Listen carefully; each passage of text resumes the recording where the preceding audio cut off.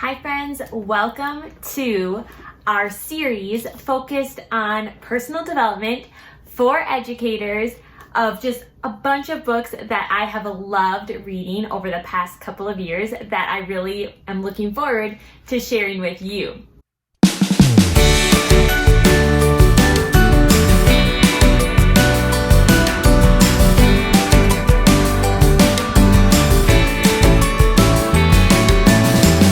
If you are new here, my name is Christina. I'm a kindergarten teacher in Minnesota, and I'm just finishing up my 5th year teaching kindergarten. I've been so excited to share some of my favorite personal development books that I have read over the past couple of years. So after my first year teaching kindergarten, I took courses through a program called Learner's Edge. I'll link the website below. It's great. I've done it every single summer. And they always have wonderful classes. Some of them are combined into certificates where it's all focused on one topic. Like I took one for early childhood certificate and I took one for a reading certificate. Or you can just mix and match and grab classes and courses that you're interested in and read those, which is what I'm doing this summer. So for this series, I am planning to have a focus for each series. So one video might be just about my favorite reading professional development books. One might be about writing. One might be about the beginning of the year and getting all those procedures and routines down. But the one today is my Bible of teaching. It is conscious discipline. You guys have heard me talk about this before, but this book has been a lifesaver for me. So a couple years ago, there was a teacher at my school who was talking about how she had read this book and really recommended it. And I wrote it down and kind of looked up how much it cost, things like that. And I didn't buy it at first because I think it was like $39. And I'm like, do I want to spend that much money on it? This thing is priceless. It is by Dr. Becky A. Bailey and it is thick. You can see all my Post-it notes. I go over this book every single August and I skim through and I take new notes, and it just really helps me to have a fresh start for the year and to have my mindset just ready to roll. So what is conscious discipline? This is a tricky question to answer because it is like a huge umbrella of things. So the biggest thing is that conscious discipline is a program that is designed for educators or parents. Truly, I told my sister, my mom, I've told everybody to read this, and it helps you to have the skills and to develop the self-reflection to be able to respond to a situation instead of reacting to a situation. And honestly, the first chunk of this book is really focused on you and taking the time to think about what triggers you, how you were brought up, different ways that you react to situations internally or externally. And it really takes time for you to reflect on your own thinking and your own language and how you navigate through situations. And then you're able to kind of step it into the classroom and apply those skills. One thing that I love about conscious discipline is that it provides a way to teach students the skills that they need to be successful in the classroom.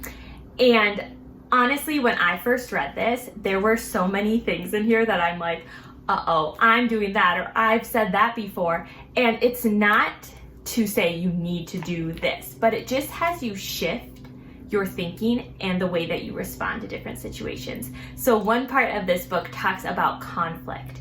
And it talks about how you're not trying to avoid conflict, which honestly, my first couple of years teaching, I thought that if my classroom was being perfectly behaved, that was like what I needed. And if, say, the principal was going to walk by, I'd want to make sure my whole class was being perfect little listeners. But that's just not real life. That's not real teaching.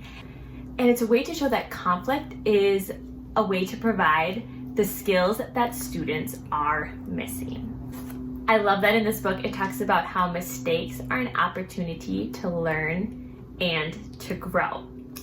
And I just really feel that the overarching kind of umbrella of conscious discipline is that it's all about building the relationships and the foundation so that you can help the students to be successful in your classroom. So I have my little notes here because I'm like, of course, had to write down my favorite things because as you can see, there is a lot that I want to share with you. So here are some of the things that have always stuck out to me for conscious discipline. So the biggest thing, we are all in charge of our own feelings and our own choices. Something that I like to ask my kindergarten students every year is, who's in charge of you? And they'll often like point to me or say the principal, and we'll have this really good conversation about how I can't make them do anything. That's not my job. My job is to teach them lots of new skills and teach them how to be a good friend and to learn and to explore and to be curious. But I can't make them stand up and move over here. They have to tell themselves that that is their job and they have to have that personal responsibility to do that. Another concept from conscious discipline that I love is called a star breath. And I use this probably every day. And I use it at home, I use it at school, and really all it is, STAR stands for smile, take a breath, and relax. And so if you're feeling overwhelmed or there's like a chaotic moment, taking the time to just smile, take a breath, like I already feel 1,000 times better just from doing that. And in conscious discipline, they talk a lot about downloading calm to your class or to your child. And that really goes with that star breath. So if I were trying to get their attention and there's a couple students that are just like not ready to start, I would just smile, take a breath, and a lot of students, as they're watching you and waiting to see how you react to a situation, they are going to kind of follow suit and do the same thing. And when they see that you're calm, you're smiling, you are safe, you're able to handle this, they are also able to kind of feel that back. So they talk a lot about mirroring and downloading calm, which is really a great way to think through things. Another part of conscious discipline that I love is a phrase called wish you well. And this could be for, students in your classroom, students in the school. There's always going to be situations where somebody's having a difficult day. And especially at that primary level in kindergarten, they are often going to look and stare and want to know what's wrong.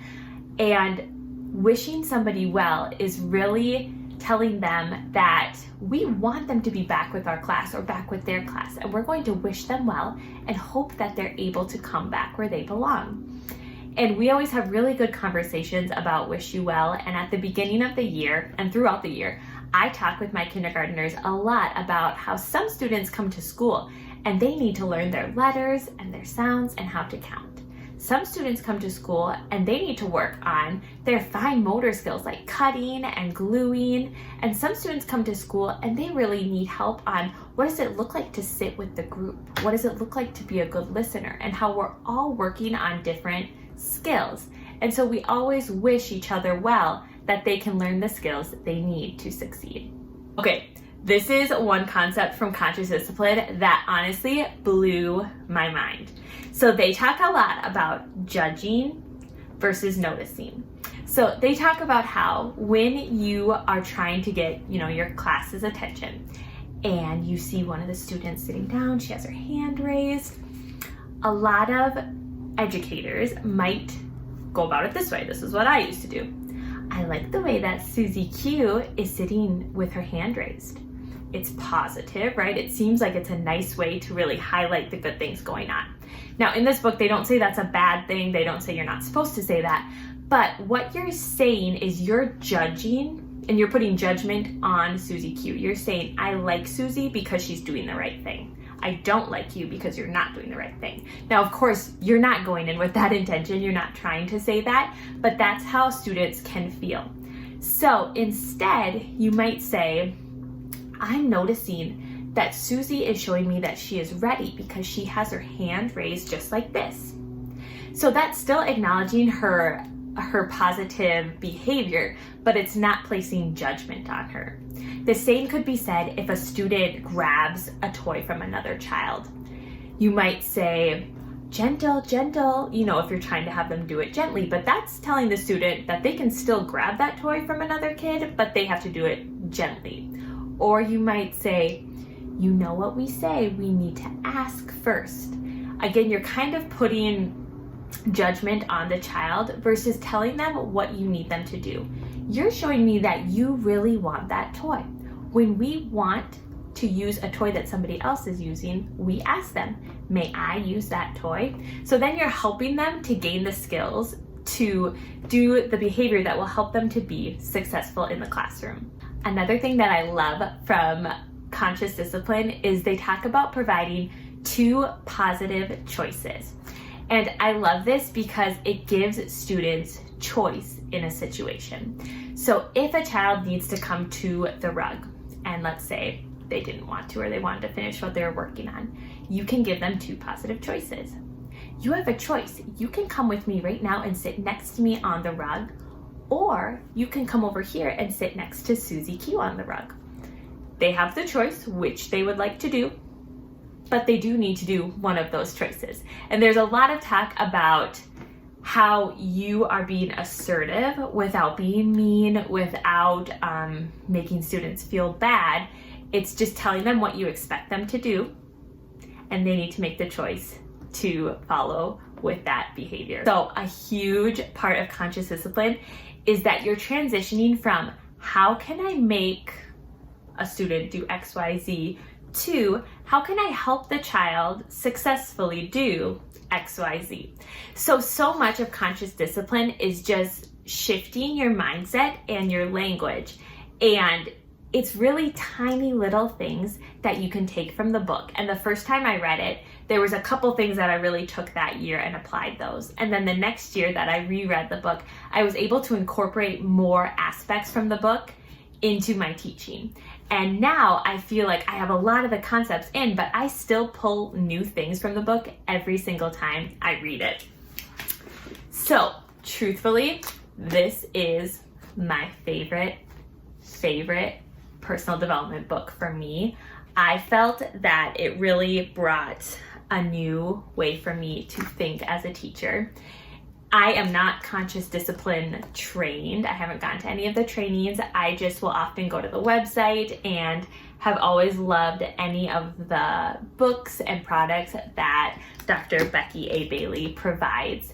This reminds me a little bit of the responsive classroom. Now, I'm not responsive classroom trained either, but I take aspects from the responsive classroom and from conscious discipline to kind of create my own philosophy with teaching and how I respond to situations in my classroom. So this is our first book. As you can see, there are so many good tidbits. I was just really giving you guys an overview. If I could go in depth, I could have had a whole series just based on this book. So if you have any questions about conscious discipline or the book, please let me know in the comments below. And if you have read this book and use conscious discipline in your classroom, I would love to connect and hear how it's going for you and things that you love about it. I can't wait to keep going with our PD series. If you have any recommendations or topics that you want covered, please let me know. But thank you for joining me. Make sure you subscribe so that you can be ready for the next PD series. See you in the next video.